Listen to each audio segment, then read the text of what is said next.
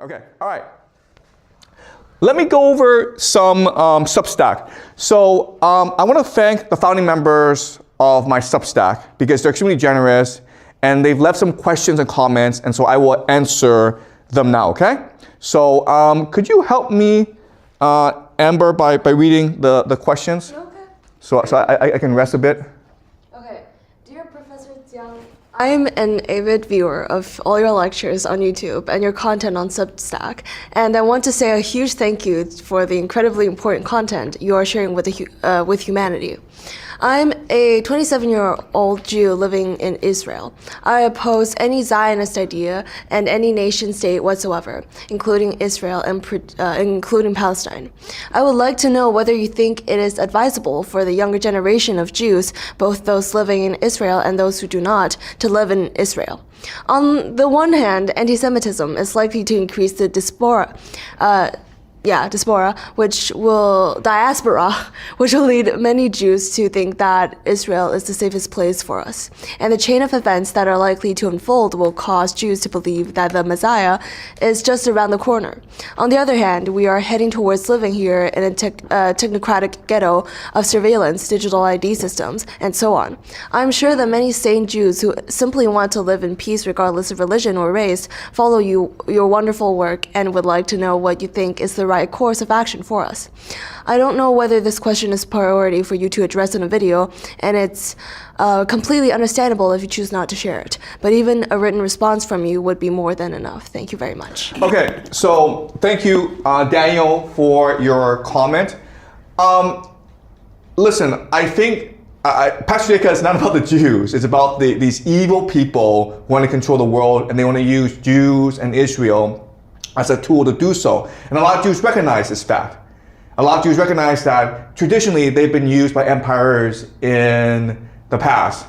And this is a great question. And I'll say certain things. The first thing is that I believe that the people who will be most resistant to Patriarcha, the people who stand up and fight Patriarcha, will actually be Jews themselves.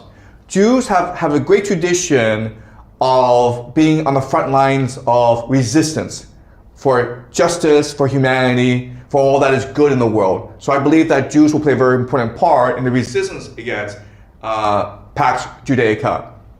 Second thing that I will say is that things look dark, but what we've learned this semester are three things, okay? The first is that evil must triumph so that good may rise.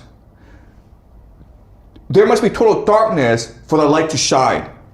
And all hope must end so that we can become hope ourselves, okay? So please remember that there's a divine spark in us. And when all hope seems lost, that spark will remind you of who you are, and it will lead you into the light, okay? So I don't have specific instructions or ideas on how to counter Pax Judaica, but I think that being aware of Pax Judaica and being aware that we individually have the capacity to resist is fundamental to what is to come. Okay? So thanks to Daniel for the question. Okay, all right. This is from Kevin Joel. Can you read, Amber? Okay. I first want to thank whatever gave you the courage to continue past tribulations, maybe Mrs. Jiang, and continuing to teach.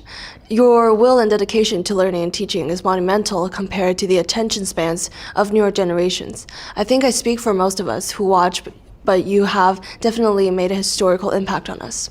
It seems transnational capitalism, Frankism, has weaved its web for hundreds of years, turning into the monster it is today. What are humanity's possible counters? Do you think it is religion? Will we ever make a cyclic turn away from capitalism? How long would it take to undo this movement? Thank you, never swap. Okay, never so swap. You're absolutely right, okay? So thank you for this question, okay? The Frankists have spent centuries preparing for today, and that's why they win, because they're willing to think long term, they're willing to work together, they're willing to make necessary sacrifices to achieve heaven on earth in their eyes, okay? And so we need to, if you want to defeat them, you need to become like that, okay? You need to think long term. You need to like understand, you need to make sacrifices, okay? It's something that you cannot defeat in 1 day or 10 years or 100 years. You have to believe in yourself, you have to believe in humanity, and you have to respond by working hard, by making sacrifices, okay? By learning, all right? So that's the only way forward. Also, what we also know is that when empires come into being, that's when they end, okay? So the moment Pax Judaica comes into being, it has to end because Pax Judaica becomes arrogant, it becomes obvious, it becomes narrow-minded, it becomes insular, okay? And so Pax Judaica will fall. We don't know how long Pax Judaica will last. It may not even last that long, okay? Maybe 10 years, 20 years, who knows, okay? But it's a very unstable system. So what we need to do is look ahead and think about what humanity looks like after Pax Judaica. Also, I hate to say this, but it looks like the world is about to end. Wars everywhere, destruction everywhere. Maybe 9% of humanity gets wiped out. Okay? So we need to face this fact and prepare for what the future looks like after the great flood that is coming. Okay? And we have to use our imagination. And later on, as I continue my teaching, I will propose different scenarios, different solutions, okay? But this is a long-term project. The Frank spent a lot of time conceptualizing how to conquer the world. We have to imagine how we can rebuild the world together. All right, this is from Wow Enkidu. You speak a lot about the monad and Gnostic teachings. Do you see this as a possible emerging major religion? Can it be? It seems like these massive expansion, like the Bronze Age, Muslim conquest, and implosions like the Bronze Age collapse, and the French Revolution that repeat throughout history are almost the way civilization matures for those who participate. The same way a person grows from facing the overcoming trauma. Are societies who participate in a collapse and come out the other side better off for it? Lastly, who are your favorite English language poets apart from Milton? Okay, I'll answer the last question first. I was an English major at Yale, okay, so I know about English poetry. Milton is definitely my favorite poet. Then you have John Keats. William Shakespeare is also really good, okay?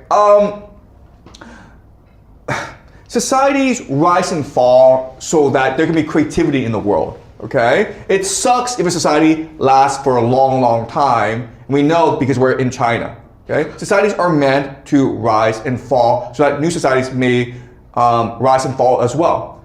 Parents must die so that children can be independent, okay? So I understand death, destruction, war, these are terrible concepts, but they're all part and parcel of the human experience. We should stop seeing them as negative things and just as things that happen to us, and we should respond accordingly.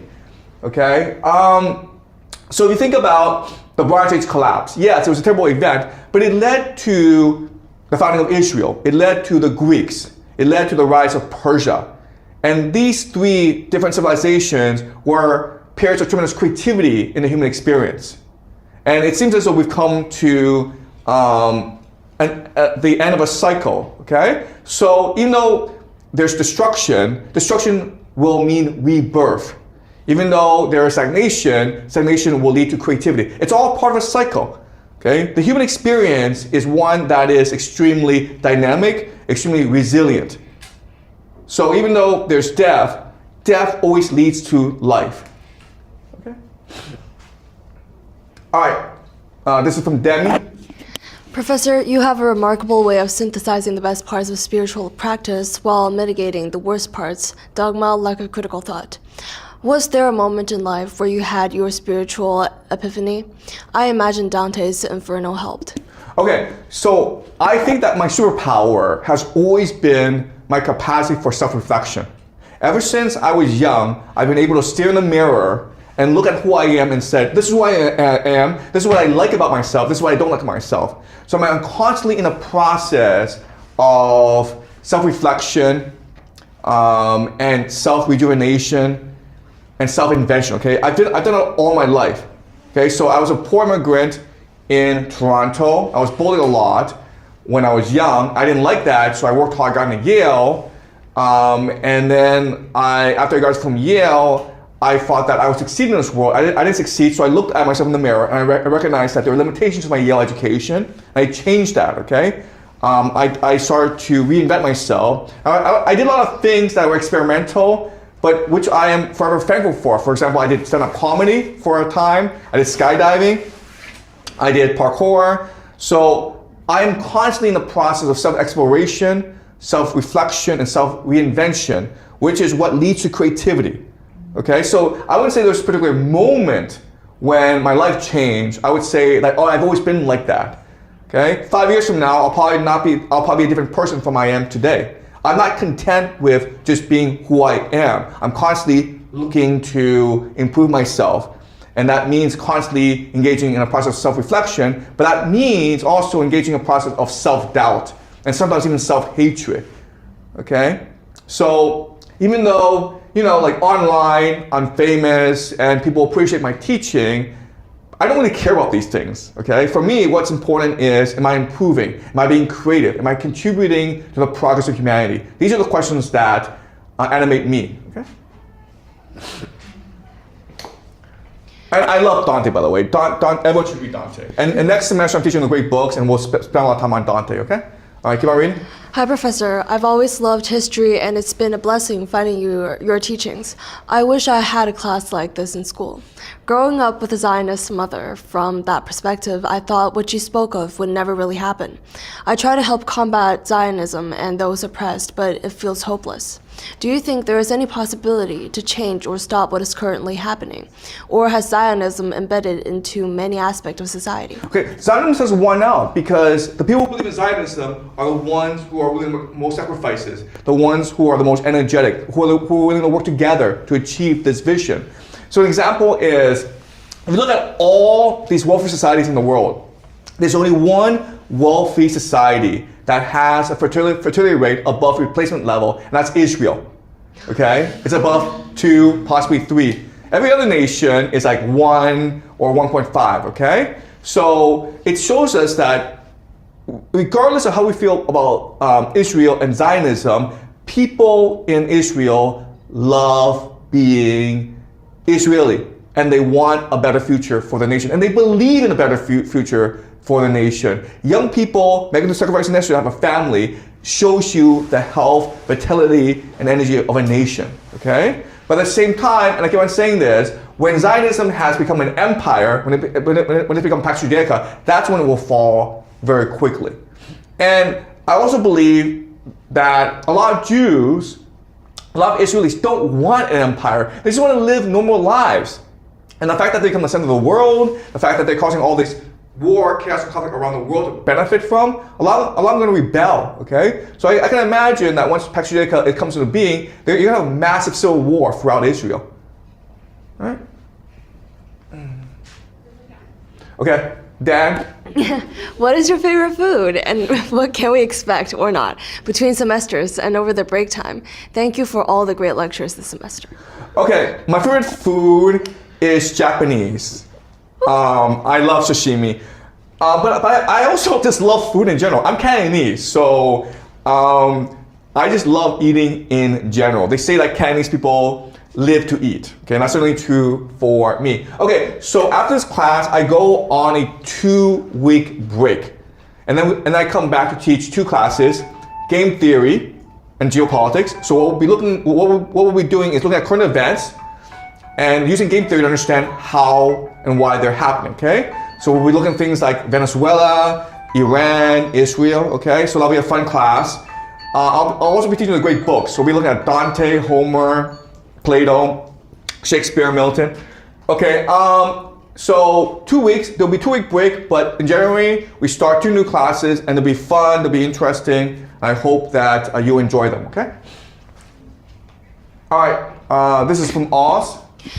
It's been a pleasure to read and listen to your work. The education and contextual framing is super interesting. I am especially inspired by the original works you quote, which illustrates how well read you are. I'm sure you have already heard this, so I'm hoping that writing a book is already on your radar. Half of the works is done, and you have a proven audience. Start with putting all your transcripts and essays into AI with some guidance and ask it to create a book. Then you can iterate. All you will need beyond that is perfecting citations and ensuring there are no errors. But that won't change the messages you have brought to light. Okay, so thanks, Oz, for the encouragement. I am planning to write a book. Okay, now I've written many books in the past before. I published 2 books, so I know book writing process.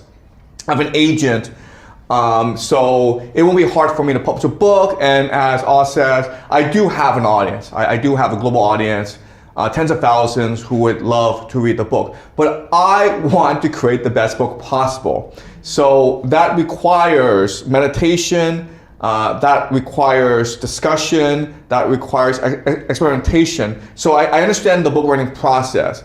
And the way I write books is different from how others write books. Okay, I have lots of writer friends, they're extremely successful. I can't do what they do. I mean, they spend like 10 hours a day writing books. I am much more imaginative, I'm much more intuitive. I like to take long walks in the park and just play around ideas. Okay, so I will write a book. I am very efficient. When I set a goal, I go and do it, but I want to write the best book possible for everyone. I see myself first and foremost as a writer. Most people see me as a teacher, but I'm first and foremost a writer. And so I want to take tremendous pride in whatever I produce. I want this book, no matter what I write, to stand the test of time. I want people to read it 100 years from now, okay?